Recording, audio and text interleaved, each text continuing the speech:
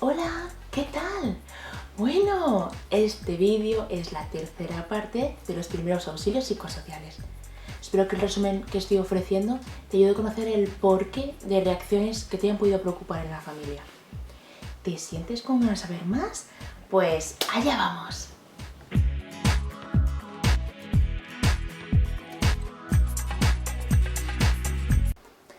Muchas personas, independientemente de la edad, sienten algún tipo de angustia tras algún incidente traumático. La mayoría se recupera al recibir atención y el apoyo que necesitan.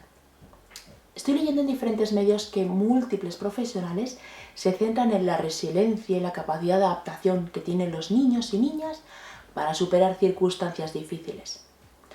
Sin embargo, cada vez se realizan más estudios demostrando que no debemos ignorar el impacto en el desarrollo cuando viven o presencian un hecho traumático. En todas las situaciones, las personas, independientemente de la edad, reaccionarán de diferente forma, ya que hay que valorar la cultura, religión, situación familiar, experiencias en la vida, edad, personalidad. Sin embargo, aunque existan diferencias dependiendo de la cultura familiar, también existen ciertos patrones universales sobre el desarrollo infantil y sus reacciones. Los niños y niñas tienen una gran capacidad para leer nuestro lenguaje corporal, captan el habla, notan nuestros estados de ánimo y nuestros cambios. Llegan a sus propias conclusiones al tratar de comprender la situación. Por eso es tan importante fomentar la comunicación familiar, porque algunas veces la imaginación es peor que la realidad. No siempre hacen preguntas porque, según el estilo de crianza, no quieren molestar o por si acaso sus preguntas son rechazadas. Es necesario saber qué estilo de comunicación predomina en nuestro hogar. Comunicación agresiva, pasiva-agresiva o asertiva. Hay que tener en cuenta que nuestros hijos e hijas pueden expresarse de manera distinta cuando vive un ambiente seguro y acogedor, aunque vive una situación larga en el tiempo con estrés. Hay un aspecto en que niños y niñas coinciden en algunas preocupaciones, como es un suceso muy impactante, el bienestar de toda la familia, que su propia persona pueda salir perjudicada o que se tengan que separar de su padre o de su madre, de sus hermanos o sus hermanas. Creo que estos pensamientos tenemos que tenerlos en cuenta, aunque no nos lo comuniquen.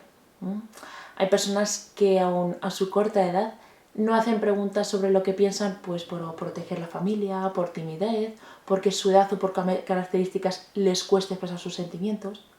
Por eso es importante observar el lenguaje corporal y prestar atención cuando nos quieran comentar algo.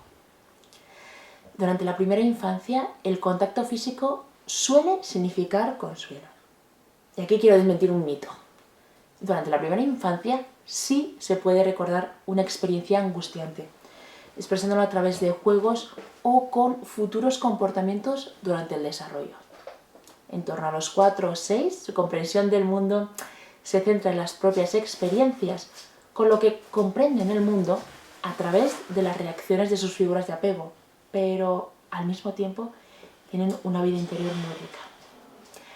Hay veces que el límite entre la imaginación y la realidad puede llegar a fusionarse y, según el estilo educativo y la propia persona, pueden pensar que son culpables por los sucesos que están ocurriendo alrededor.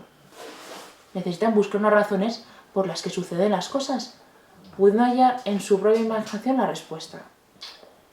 Pueden recordar muchos detalles, pero no el orden o el lugar exactos. Por eso es muy necesaria la comunicación, que tanto tu pareja y tú os acompañéis y podéis conversar de forma sencilla, sin quitar importancia, pero tampoco exagerando las consecuencias. Necesitáis de una escucha activa familiar para comprender las experiencias de vuestro hijo o hija. Entre la fase de 7 y los 12 años ha aumentado su capacidad de pensamiento en términos abstractos y pensamiento lógico. La comprensión aumenta uniendo causa y efecto, además de todos los riesgos. Se interesan por hechos concretos, comprendiendo el concepto de muerte y pérdida. Les suele costar los cambios, viviendo el mundo entre el bien y el mal, mezclando todavía un poquito el pensamiento mágico. En la pubertad se puede comprobar la importancia que tiene la justicia. Pueden mostrar un fuerte sentimiento de culpa. La mayoría de niños y niñas sí que se sobreponen de forma positiva ante ciertas circunstancias si están junto con su familia, si tienen necesidades básicas cubiertas, si se sienten seguros, seguras que están fuera de peligro, si se sienten escuchados y amados y amadas. Pueden surgir momentos en los que al hablar tú necesitas abrazar y no quiera porque no se siente cómodo o cómoda con el contacto físico. Porfa, respeta esta decisión. Pregunta si puedes dar la mano o si prefiere hablar mientras dais un paseo. Hay ocasiones que deseamos tanto hablar de algún tema que nos preocupa que, sin darnos cuenta, nos situamos enfrente, mirando directamente a los ojos en una postura de superioridad. Para poder crear un momento menos tenso y dependiendo de las edades, podemos probar a sentarnos al lado, ponernos a la misma altura, hablar mientras está en nuestro regazo, mientras estamos paseando o bueno, haciendo una figurilla de arcilla. Todo dependerá tanto de las edades como de las características de cada persona. Confía en tu instinto y vete probando. Necesita tanto que tu pareja como tú comentéis que sus reacciones son comprensibles, ya que pueden tener confusión acerca de sus propias reacciones y sentimientos.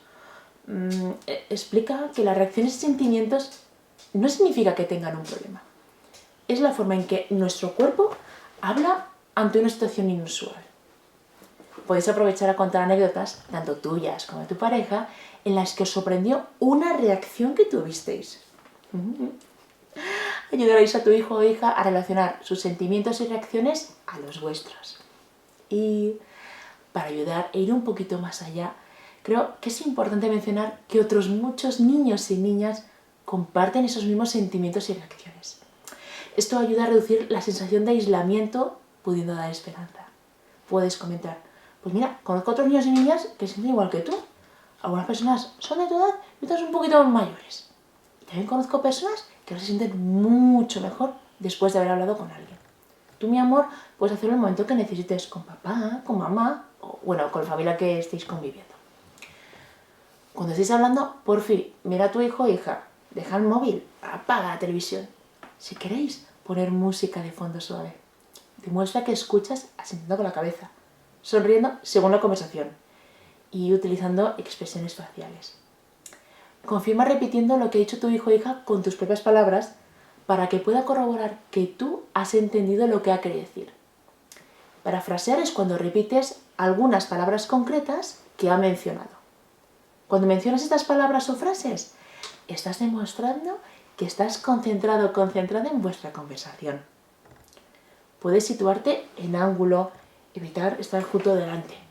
Según en qué momentos mirar fijamente a los ojos puede cohibir, así que puedes mirar pues, a la boca para rebajar un poquito la tensión. Escucha. Pero ese tipo de escucha en que tu mente está en calma, no pensando en la respuesta que tú le vas a dar. Describe en vez de interpretar lo que has escuchado. Por ejemplo, me parece que esta situación te está creando angustia. Puede ser. Y sí, los silencios son incómodos. Pero hay veces que realmente no se necesita más que estar con esas personas con las que quieres y ya está. Ya, nada más. La escucha activa les ayuda a sentirse que es alguien importante y que sus pensamientos son importantes para ellos, para vosotros. Cuando prestamos atención y hablamos sin juzgar, ayudas a aumentar su autoestima y confianza. En ciertas ocasiones pueden desencadenar nuestras emociones personales, creando obstáculos para escuchar, dando como resultado juicios por nuestra parte. Bueno, que también es normal, que es que somos también personas adultas. El estilo educativo que tal vez hemos recibido, pues que es que se ha orientado más en otras áreas que la emocional. También como padres y madres necesitamos poder contar con apoyo, sentir que nos escuchan, que nos quieren, a pesar de cometer errores. Por eso en mis vídeos intento comentar la importancia de una pareja unida, aunque haya matices en los que no estemos de acuerdo, pero que los valores y prioridades de nuestra familia sean los mismos. Venga, va, que voy a probar un par de juegos familiares en los que tenéis que formar un gran equipo para lograr el propósito. Uno es el bolígrafo atado. Consiste en que cada persona sujeta una cuerda por un extremo y en el otro extremo de todas las cuerdas hay un bolígrafo atado. En familia tenéis que meter ese bolígrafo en una botella vacía que está en el centro. Y el otro juego es la toalla mágica. Os subís toda la familia, sí, toda la familia así, ¡hala!, encima de la toalla.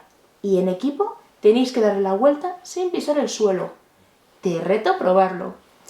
En descripción te dejo los links para que puedas ver los ejemplos de los juegos. Espero que te gusten. Bueno, cuídate mucho. Un besazo enorme. Chao.